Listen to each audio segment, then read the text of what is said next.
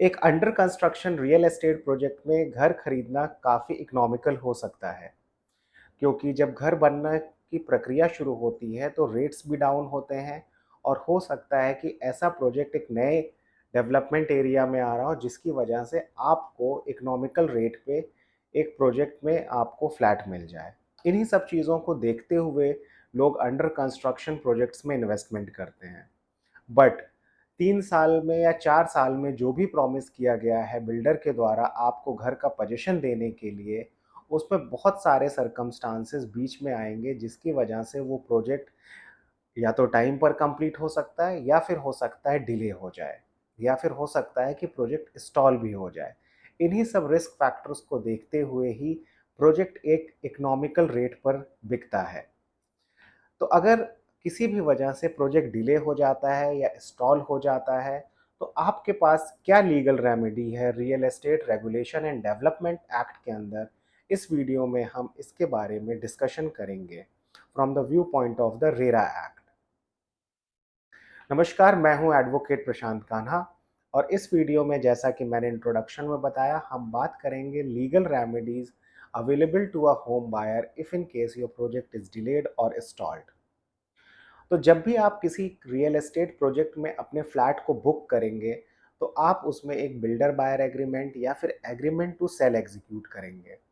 उस agreement to cell में एक प्रोविज़न होगा या क्लॉज़ होगा जिसको कि पोज़ेशन क्लॉज़ के नाम से जाना जाता है और ये अधिकतर स्टेट्स में जो एग्रीमेंट टू सेल है, इसको इसका फॉर्मेट पहले से ही रियल एस्टेट रेगुलेटरी अथॉरिटीज़ ने बना रखा है, जिसमें कि 3 क्लॉज़ेज़ मेन होते हैं। पहला ये कि बिल्डर कितने दिनों में आपको आपके फ्लैट का पोज़ीशन दे देगा। आमतौर पे ये 36 मंथ्स प्लस माइनस 6 मंथ्स हो सकता है। कई प्रोजेक्ट्स जो काफ़ी बड़े होते हैं उसमें 48 मंथ्स होता है। तो आप अपने इस पोज़ीशन क्लॉज़ में देखिए कि कब आपको ये प्रोजेक्ट डिलीवर होना था।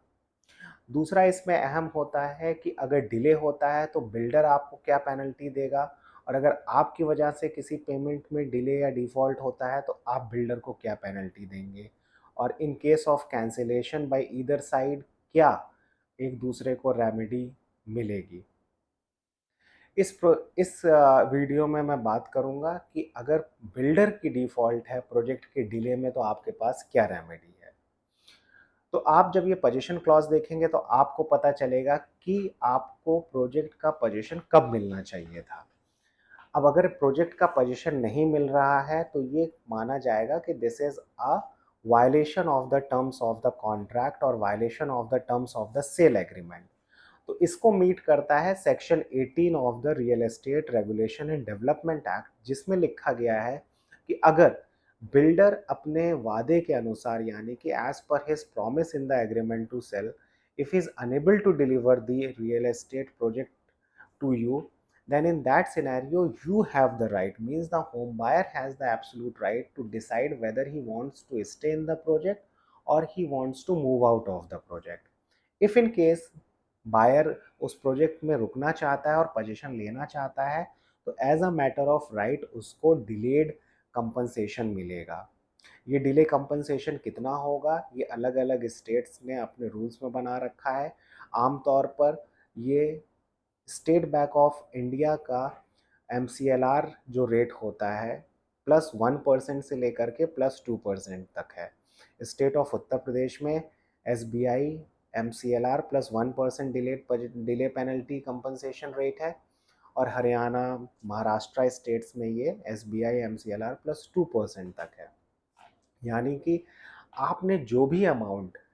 Position due date of possession तक जमा किया होगा उसके ऊपर जिस जिस डेट को पेमेंट हुई होगी उसके ऊपर per year SBI MCLR +1% delay penalty के हिसाब से आपको इंटरेस्ट मिलेगा।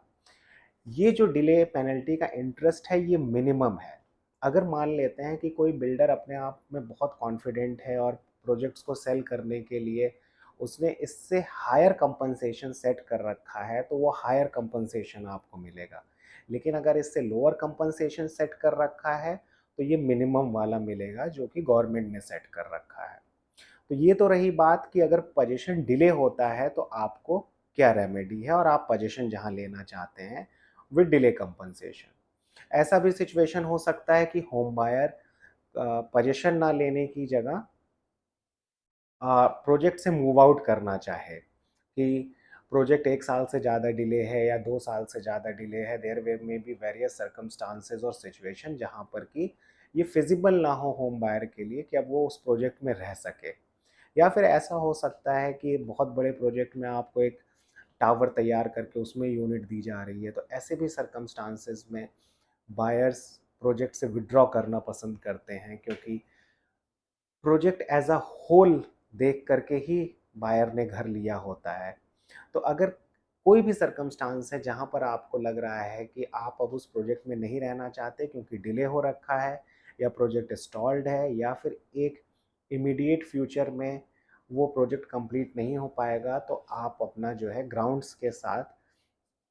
मेंशन करते हुए आप प्रोजेक्ट से विड्रॉल करके अपना सारा अमाउंट वापस मांगने का आपको अधिकार है फ्रॉम द बिल्डर। अगर बिल्डर ये पैसे देने से मना कर रहा है डिले पेनल्टी के साथ, और तब आप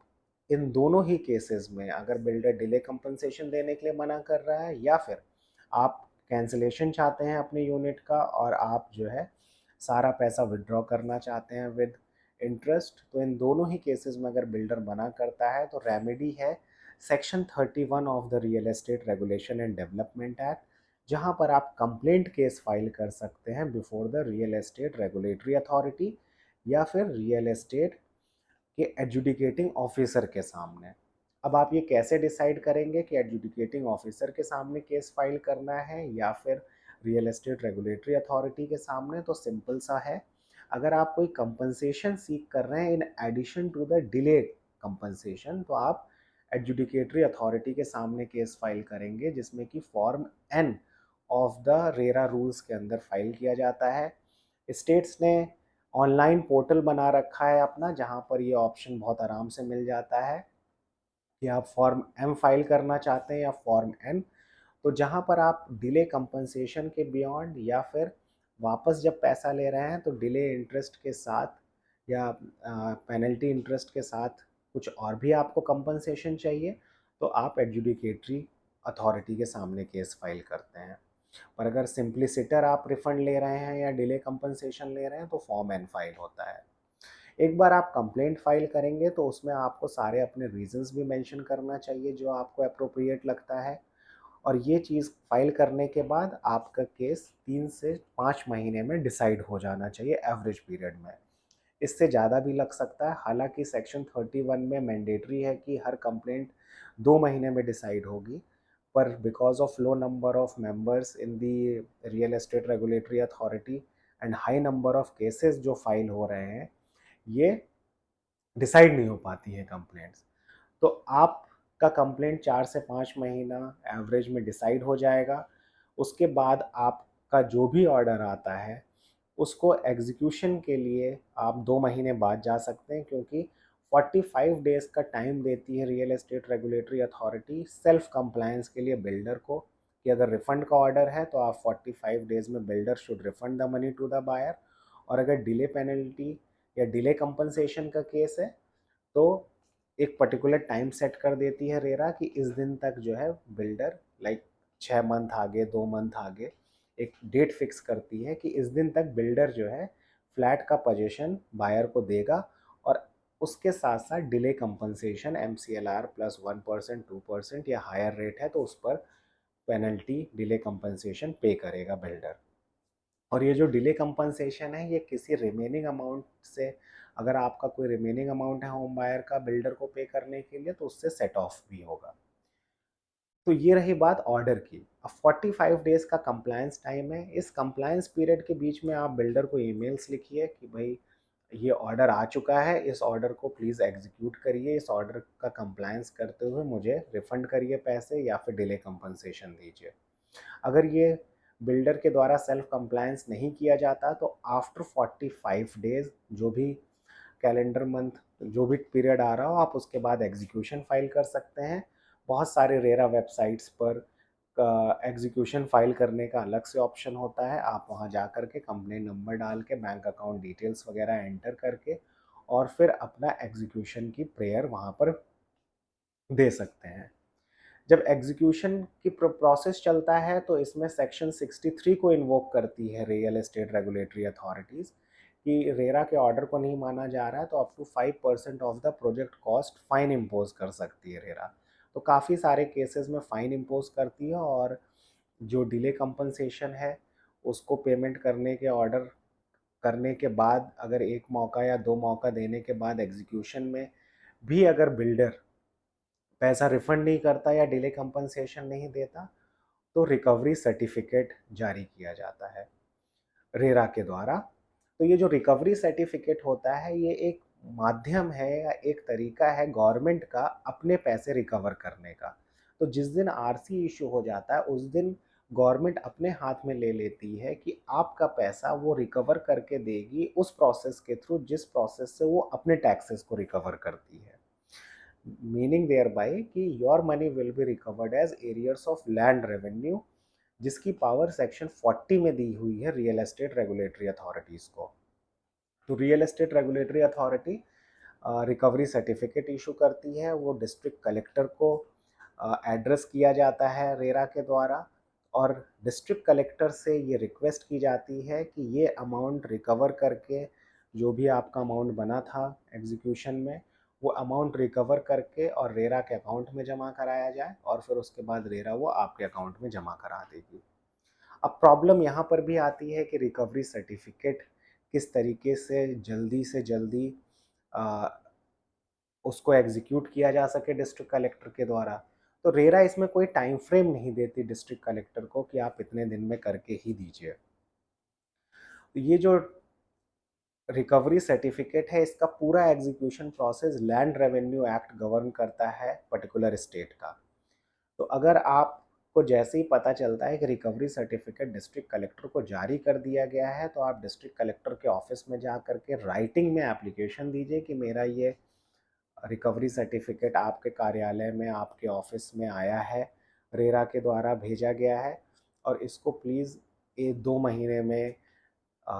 एग्जीक्यूट कर दिया जाए। एक बार आप ये राइटिंग में एप्लीकेशन दे देते हैं कि ये आपका जो रिकवरी सर्टिफिकेट है ये एग्जीक्यूट किया जाए, उस पर आपको रिसीविंग मिलती है, तो आप उसके बाद रिमाइंडर भी दे सकते हैं। ये जो फॉलोअप का प्रोसेस है ये काफ़ी हेल्पफुल होता है और काफ़ी सारे लोगों का इस फॉलोअप में ही रिकवरी हो जाती है। लेकिन अगर किसी भी वजह से there may be an number of reasons कि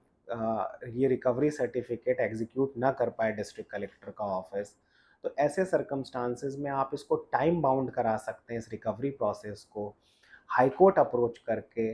और हाई कोर्ट में आप रिट ऑफ मैंडमस फाइल करेंगे। हाई कोर्ट आपके केस को देखते हुए डिस्ट्रिक्ट कलेक्टर को एक टाइम बाउंड मैनर में 1 महीने से 3 महीने तक का टाइम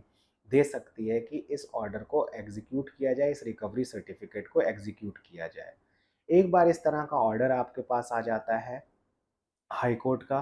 तो डिस्ट्रिक्ट कलेक्टर इसलिए बाउंड हो जाता है उस ऑर्डर को एग्जीक्यूट कराने के लिए क्योंकि अगर हाई कोर्ट के टाइम बाउंड ऑर्डर को डिस्ट्रिक्ट कलेक्टर कंप्लाई नहीं कराता तो he will be committing the contempt of court. Civil contempt वो करेगा डिस्ट्रिक्ट कलेक्टर, जो भी डिस्ट्रिक्ट कलेक्टर होगा इन पर्सन, अगर वो नहीं करा पाते हैं एग्जीक्यूट। तो आमतौर पे 70-80% लोगों का इस ऑर्डर के बाद कंप्लायंस हो जाता है, लेकिन अगर उसके बाद भी किसी वजह से नहीं होता तो आप कंटेम्प्ट पिटीशन मूव कर सकते हैं हाई कोर्ट में इस ऑर्डर को एग्जीक्यूट कराने के लिए जो हाई कोर्ट ने टाइम बाउंड किया था। और डिस्ट्रिक्ट कलेक्टर कंटेम्प्ट इशू होने के बाद फिर उनके पास कोई भी रास्ता नहीं बचता except to execute that RC, चाहे फिर बिल्डर को अरेस्ट करना पड़े क्योंकि जो लैंड रेवेन्यू एक्ट है उसमें बहुत सारी पावर्स दी हुई हैं बैंक अटैच करने की, प्रॉपर्टी अटैच करने की, बिल्डर को अरेस्ट करने की, मतलब जो कंपनी के डायरेक्टर है उसको अरेस्ट करने की, इमूवेबल मूवेबल प्रॉपर्टीज़ को अटैच करने की। तो इन सब पावर्स का इस्तेमाल करके कोई भी मनी रिकवर हो सकता है और अगर नहीं रिकवर हो रहा है तो ऐसे सर्कमस्टांसेस में फिर डिस्ट्रिक्ट कलेक्टर फॉरेंसिक इन्वेस्टिगेशन वगैरह करके पता कर सकता है कि कहाँ पर ये सारे पैसे गए और एक सब्सिक्वेंट एफआईआर उस बिल्डर के अगेंस्ट हो सकती है कि उसने अमानत में खयानत यानी क्रिमिनल ब्रीच ऑफ ट्रस्ट करते हुए आपके या उस प्रोजेक्ट में जो पैसे आ रहे थे उनको कहीं और लगाया। खैर ये तो बहुत एक्सेप्शनल केस हो जाता है,